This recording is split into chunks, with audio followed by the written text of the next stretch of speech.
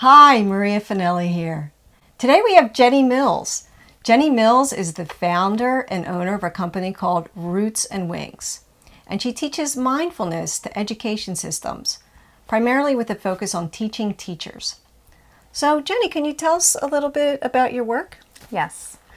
So for the past 3 years, I've been working with Roots and Wings, and I teach K-12 educators about mindfulness, about how to develop their own mindfulness practice, and then how to bring strategies into the classroom. I'm working in schools in the area, in the Philadelphia area. I work in South Jersey and Cherry Hill. I've worked in Radnor School District for a number of years. We're in our 3rd year at the Philadelphia School downtown. So lots of different public and private schools that I come in and do these kind of semester-long trainings in teaching mindfulness. Wow, well, I know that you were a teacher yourself, right? So what made you decide to, get out of the formal teaching role? And you were in lots of schools. You were in public schools, charter schools, inner city schools, suburban schools. So what made you make this decision to say, you know what, I want to transfer from this and start teaching mindfulness to the school systems? Yeah, so that's a great question. Actually, I was in a lot of different kinds of schools. Like you said, urban schools, suburban schools, and no matter where I was, I just kept finding that everyone was under a lot of stress and pressure, and we really weren't teaching people how to manage it. So students, no matter what kind of school that it was, whether there was a lot of resources or no resources, the students were under a lot of pressure to perform. My inner city kids were under a lot of pressures just to survive. And so I just found that there was a ton of stress, and in schools we're not really teaching kids about the brain and body, about how the stress response works, and about ways that they can manage that. Not to mention the fact that educators are now being judged and evaluated based on student performance. So, from the top down, it's really just a lot of pressure, and I found that there was not a lot of emphasis at all on giving people self-care strategies or self-regulatory strategies for students. And this probably really affects the teacher's stress as well, and they're not able to, teach the students what they need to learn. Then the students can't perform, and it just sounds like it's a downward spiral from there. It really is. I mean, if you think about it, a teacher who's frazzled and concerned about meeting certain benchmarks on a state and standardized test, she's, coming into the classroom with a lot of stress and a lot of, just her own baggage, right? And if she's not able to regulate that and kind of put that in its place and kind of notice what's happening for her, then the entire culture of the classroom is thrown off. And a lot of times we're just on autopilot and we don't even realize that this is happening. So it really is, the course does focus on helping individuals understand how to pause and notice, how to respond versus react to the stressors of, the classroom. And it's been really wonderful. We have some data that we collected with 2 professors at the Graduate School of Education that have shown that the course that I teach, called Everyday Mindfulness for Schools, it actually reduces teacher burnout. The teachers reported increased communication skills, increased acting with awareness, and reduced job-related stress. So that study isn't published yet. It's just pilot data, but it's really encouraging. That is just amazing. Yeah. So I'm wondering, with the kids too, what I've noticed, it just seems like there's so much pressure on kids anymore to perform. And then you notice there's a lot of kids with ADD, ADHD, and just, people are even diagnosed with that, have a hard time focusing, and they have more pressure to perform. So do you find like even when you train the teachers, this also helps the students perform better or focus better? Yeah, so there's actually research that shows that just having an educator who practices mindfulness has positive effects on the students. So it's amazing because even if you teach the kids nothing, just having a mindful educator in the classroom shows academic and behavioral gains for the kids. Yeah, it's amazing. And, I do, in addition to doing work in K-12 schools, I also work one-on-one with students in Bryn Mawr. Yes. So a lot of my students come to me with, like you mentioned, some issues with attention, focusing. They have some executive functioning issues sometimes, so being able to organize their work. Those kids with the messy book bags, difficulty just getting everything together. I think I used to be one of those kids. So what mindfulness really does for them, it helps them learn how to pay attention, right? Because that's another thing that happens in schools is you're told, pay attention, pay attention. And really we're not teaching kids how to do that. It's just putting more pressure on them. Right. Too. So it's a learned skill to be able to learn how to focus attention, how to shift attention, how to be able to regulate oneself. And, that's not something that we're teaching. And so hopefully with this work moving forward, there'll be more of us who are actually discreetly teaching these skills. Wonderful. And it sounds as if mindfulness itself, and I know there's so much scientific evidence now backing this up, that it helps one focus a little bit more. And you said something about helps them regulate. So I'm thinking that has to do with raging hormones as a teenager and different emotions that you have. Or you also mentioned, reactivity. So learning how to respond rather than react. So do you find that in this mindfulness training that it helps with that to some degree?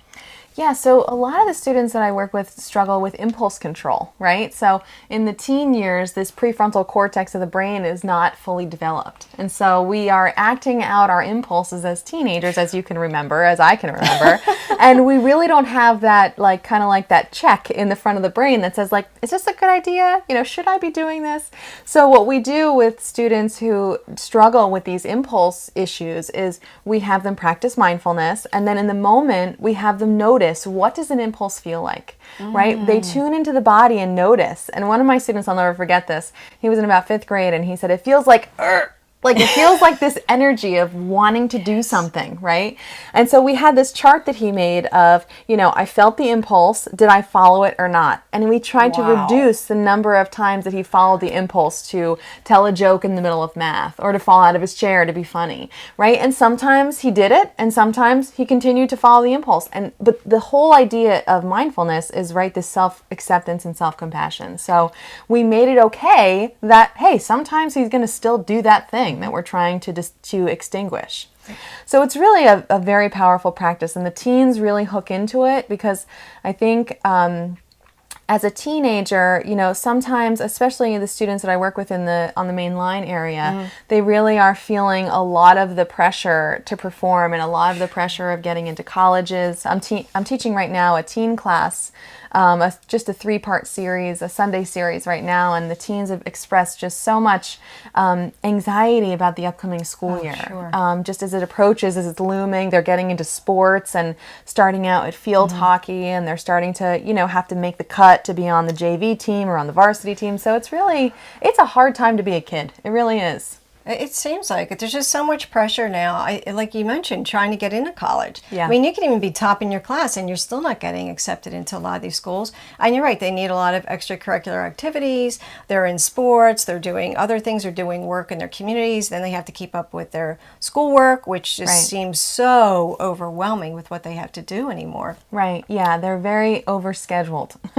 So, and I know with stress too, that can really affect our ability to think clearly, ability to focus, ability to pay better attention, and ability to have a little bit of balance or have some calm in your body.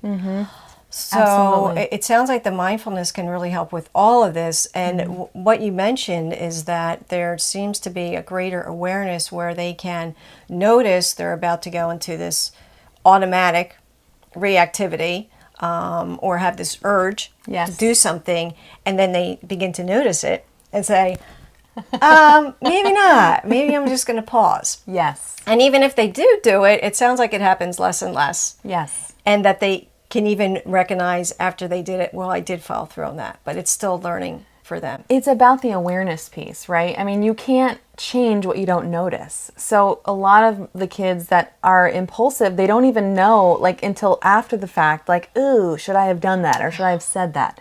So I think that just this slowing down the experience that mindfulness gives us the ability to do allows them to see the small parts and what preceded the event, right? To be able to say, oh, there was that moment where I could have made a choice. And that's where the mindfulness piece really comes in for them.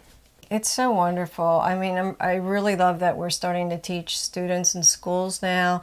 I can't even imagine. Can you imagine, like, if we started while they're in kindergarten? I know. Yeah, it would be great. I would have loved to have these skills as a teenager. There's so much pressure. I mean, there's peer pressure too. So you have all the school pressure, peer pressure, dating pressure. Your hormones are completely crazy at that time. And if you could just pause, and it sounds like you have a some attention to the body with this too. Feeling what's happening, knowing that you don't have to follow through on that. Right. And, maybe just take a few breaths or something, create a little bit of space. And then you have more freedom to choose, what you want to do, whether you want to act or not act, right? Yeah, it's all about finding the choice, because a lot of times the kids don't feel like they have a choice. They think that they feel like things are happening to them, right? And there's no choice involved. So when we can get kids to see a choice, or adults to see a choice, I was going to say yes. then it really helps all of us to see, like, oh, okay, I can choose to say this thing or do this thing or not. And that is the beauty of mindfulness practice, as you know. It is. It could change outcomes entirely, I think. Exactly. If we could just take that pause, notice that we're ready to say something or do something, and then just have a little reflection time and say, well, is this really going to get the outcome I want or not? Exactly. And let me make another choice. Right, yeah. So when I talk to students about this, I talk a lot about the brain and about how, when you make a choice, when you find that choice, you're taking the high road. You're actually going through the prefrontal cortex and making a decision that you choose, versus taking the low road, which is your limbic system. That back animal brain is kind of activated, that reptilian, emotional center, and then you react on autopilot without a lot of conscious thinking going on. Exactly. So when they see that, when they see the diagram of the brain and they understand, a little bit about that amygdala, that emotional center of the brain, it really is powerful for them, because when students feel out of control, giving them a little bit of biology behind this and showing them a little bit of information about how their physiology works is very empowering. Oh, incredible. And it sounds like we can calm that a little bit. Calm that amygdala, calm this old brain system that we have, so that we could remain in a little bit of balance, feel like we have a little bit of ease, feel like we have some choice, and then make, like you said, wiser choices. Right. Make a conscious decision, taking the high road. Really, like the choices that we want to make, that we felt like we're not making for some reason. Like, why did I do that? Exactly. And we all have this. I mean, I'm talking about the work we do with students, but this is what I teach the adults as well. We all need to have these lessons again and again and again. That's right. That's right. Oh, really fantastic work. I also want to mention that Jenny is also an author, and you wrote this great book, Trevor's Tale, and it's geared to kids. Usually, I think, what is it, between the ages like 5 and 10 or so? Yeah, I call it a K-5 read aloud, so it's a great book to start a mindfulness lesson in your class with. It's about a story about a little boy who's a bully, and he unbullies himself, learning some mindfulness.